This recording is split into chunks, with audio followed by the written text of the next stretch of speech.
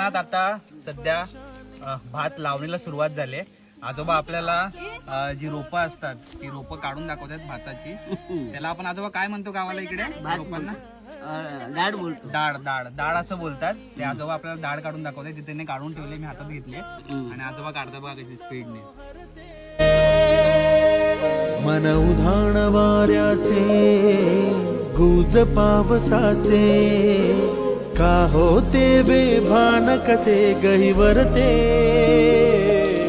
मन उधाण वाऱ्याचे गुज पावसाचे का होते बेभान कसे गहिवरते.